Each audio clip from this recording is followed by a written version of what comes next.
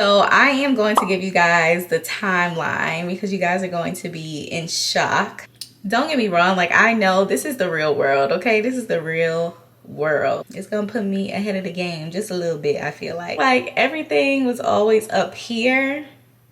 I just had to bring it out of me. Things sort of depends on your perspective. And that's just me being honest. Like I feel like everything is your perspective. Whew, I read this question and I was like, wow, that's a good question. Like confidence comes from within. Because I know at Emory, ooh, that's another story. If we're unsure, we know who to call. Like, yeah, baby, even if you got to move, let me tell you, even if you have to move, you're gonna get a job. You're gonna get a job, okay?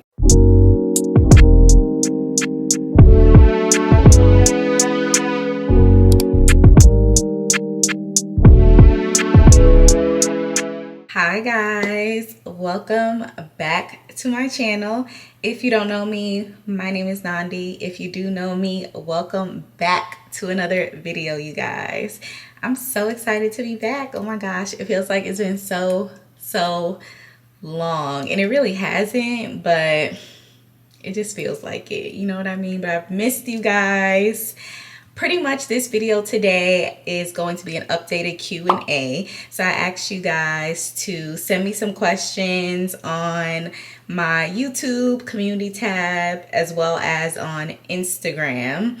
So, you know, we're gonna keep it short and sweet, but some questions were repeated. So I'm just gonna go ahead and, you know, simplify everything and answer your questions. So let's go ahead and hop into this Q&A. Okay, so let's see. So question 1, when did I start my new job? So I am going to give you guys the timeline because you guys are going to be in shock.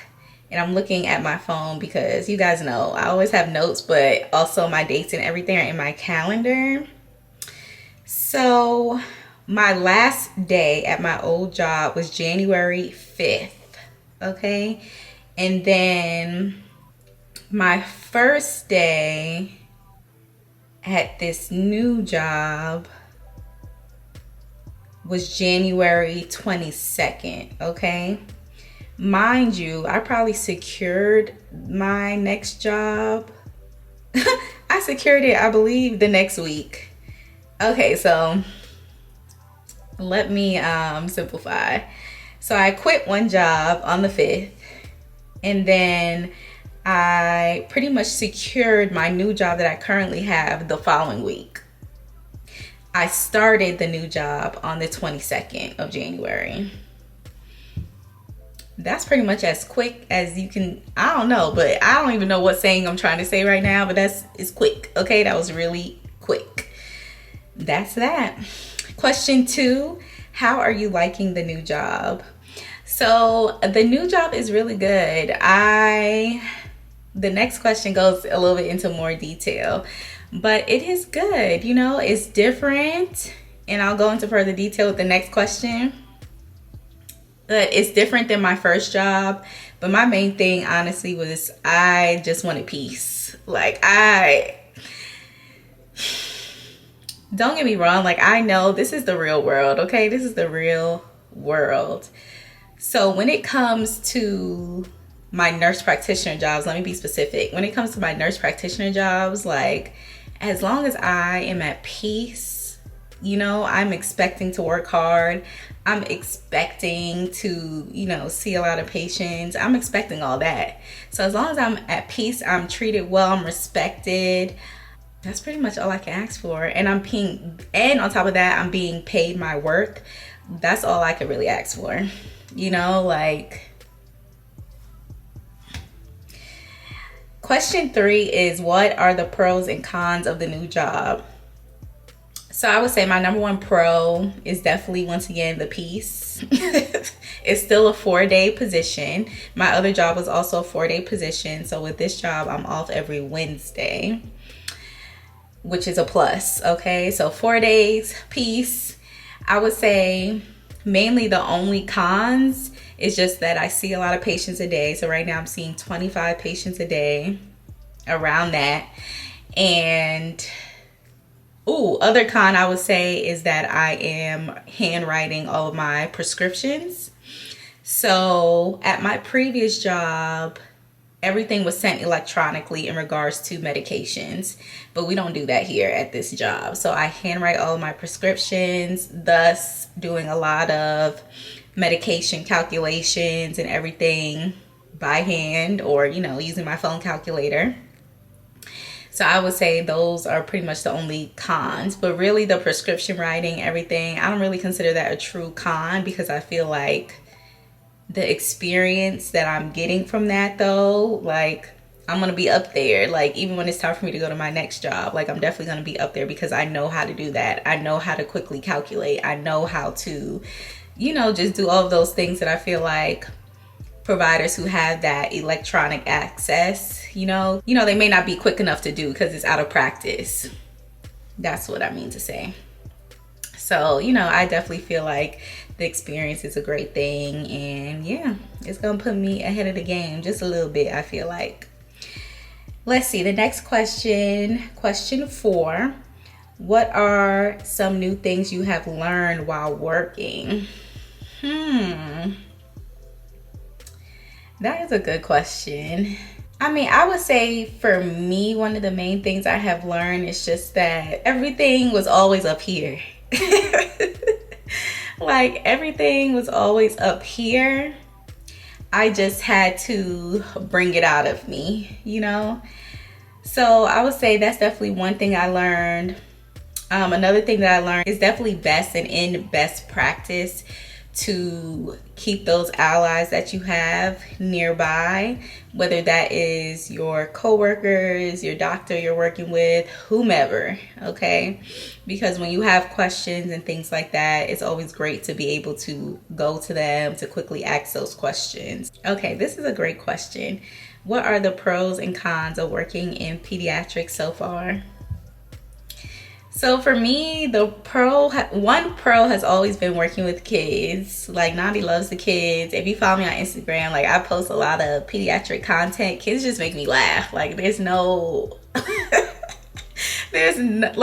else I can say, but kids literally have me rolling on the floor dying. Like, they make me laugh. They bring me joy. So for me, that's a pro, working with them. I would say another pro with pediatrics is the parents. And then I'll also say another con of pediatrics is the parents. And I say that because parents know their kids. Like, they know their kids. Even when I was in school, and if you are planning on working in pediatrics, this is very important what I'm about to tell you. So even when I was in school, they taught us early on, like, listen to the parents. You know what I mean? Don't get me wrong. Like, sometimes parents get, you're really worked up because you want something's wrong with your child and you want it to be resolved. Okay, great. So sometimes things they may give you a little bit too much information is what I'm trying to say. But it is important to listen to them because they know their kid. Like, I'll give you an example. Like, this one mom came in, and even with strep sometimes, like, some kids will have not always the textbook type of reactions to strep. Like, some kids may only have abdominal pain. You may have some kids that say they have sore throat. But in this case, this kid, he didn't have sore throat. Like, he was saying his throat was fine, but he had bad abdominal pain. Mom was like, the last time this happened, he ended up having strep, never complained of throat pain. And so in my head, I'm like, okay, bet, let's rule it out. So I did a strep on him and ended up being positive. So, parents, like, definitely use them in a good way when it is beneficial and helpful. Always listen to them, I would say. And then definitely cons. A lot of people say a con is the parent because it's like having a second patient. That's what people say. And I mean, I see where they're coming from. Like, sometimes, it'll be the parents that kind of whatever, they're doing the most or whatever, because like I said, they want to know what's wrong with their kid. But I would say 85% of the time my experience with the parents is positive, and I truly believe that. Like, I think people kind of You know, they kind of, what's the appropriate word I'm trying to say? But I feel like they kind of use the parents as an excuse a little bit too much as to why not going to pediatrics type deal. So yeah, that's that. Question 6. Top 2 resources you recommend for new graduates. Number 1, Up to Date. Number 2, Hippocrates. Period. Question 7. How was it transitioning from NP student to CPNP? Someone else asked me this question in regards to like transitioning into being a provider and like how was that process and X, Y, and Z. But for me, I can't necessarily say it was that bad. I guess everything sort of depends on your perspective. And that's just me being honest. Like, I feel like everything is your perspective. Because for me, I saw it as, you know, it's a new job. It's a new role in that aspect. But I definitely saw it as like, it's a new job, you know? Like, I didn't necessarily see it as like, oh my gosh, like, you know, I'm not working as an RN. Or, oh my gosh, like, you know, I don't know. I just didn't see it like that. I sort of just see it like, you know, this new job, new new everything. So for me, mentally, the transition wasn't too bad. Like, of course you have, you know, the jitters, like you're nervous because you are acting in a new role and it's something that you have never done before. But that's why I'm really heavy and big on making sure that wherever you go, especially for that first job, wherever you go, you feel like you are in a good environment and you know that you're in a place where the doctors, physicians, other nurse practitioners are offering to be there for you. They want to help you. They want to see you succeed. Because if you put yourself in an environment where they're just like, boop, there you go, be great, then yes, your transition is going to be very challenging. You know what I mean? So I'm very lucky. I can't necessarily say my first job I felt like that, but with this job, 100%. Like, my physician, so it was literally me, another nurse practitioner, and a physician. It's only 3 of us, okay? And my physician, as well as a nurse practitioner, like, we all support each other in regards to if we have questions, you know, whatever extra support, whatever we could do to help each other. Like, my doctor, who this is her practice, she's always like, you know, just text me, call me, and that's literally what I do. Like, the same way they have you practice, like, what do they used to call it? They had you practice like giving your little spiel to the provider. I can't even think of the word anymore. It's something. Put it in the comments down below. But it was a way they taught you about how to communicate about another patient. And we did this in school. Ooh, I can't believe I forgot. But anyway, similar thing, like, you know, hey, Dr. So-and-so, you know, I have this 15-month-old patient that has X, Y, and Z's been happening for blah, blah, blah, blah, blah. All of that, okay? Like, I'm just so grateful that I have somebody who's literally like, you know, I text her pictures if I'm unsure about something. Like, whatever has to be done, we get it done, okay? And we'll talk about the plan for the patient and we move on. Very simple. Like, whereas I could say for my last job, I didn't really have that type of support. Okay, so I definitely feel like I'm in a much better environment. And I feel like that truly makes the difference with the transitioning. Major key. But other than that, you guys, it really wasn't too bad at all. Next question. How do you walk in confidence as a new NP?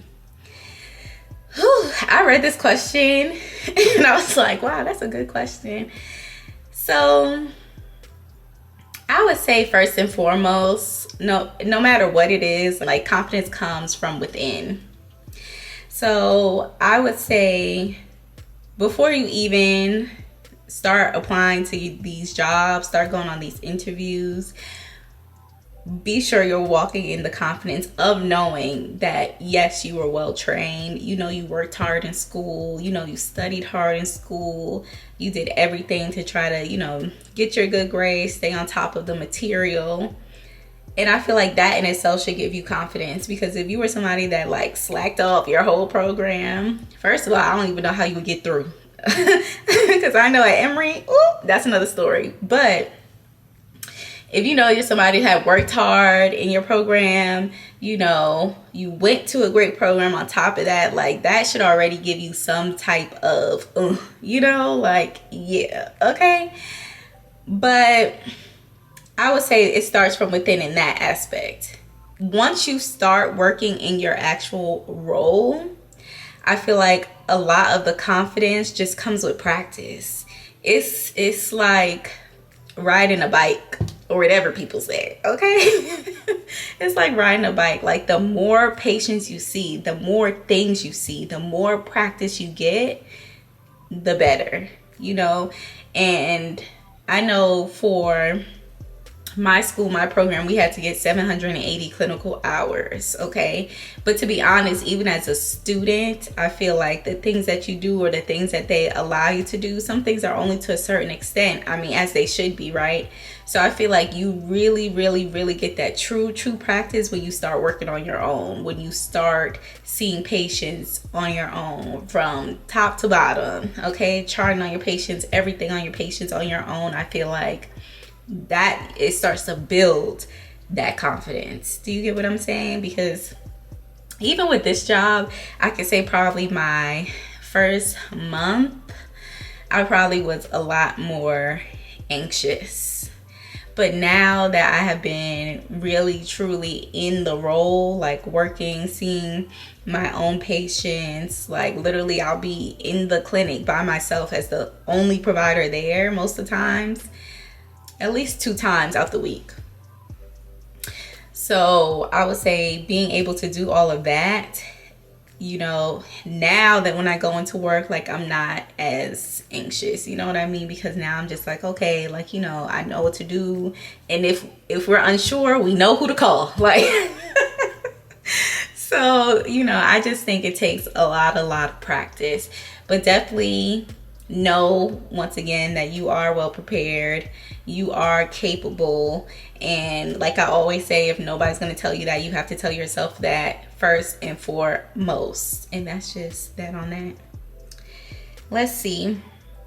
This question I get a lot, and some people message me, like I've had emails or people ask me this question, so I was like, let me just address it. Nobody sent it to me this time for this Q&A, but I was like, let me just address it, you guys. So this question is, do you feel like the NP market is saturated? I get this question a lot.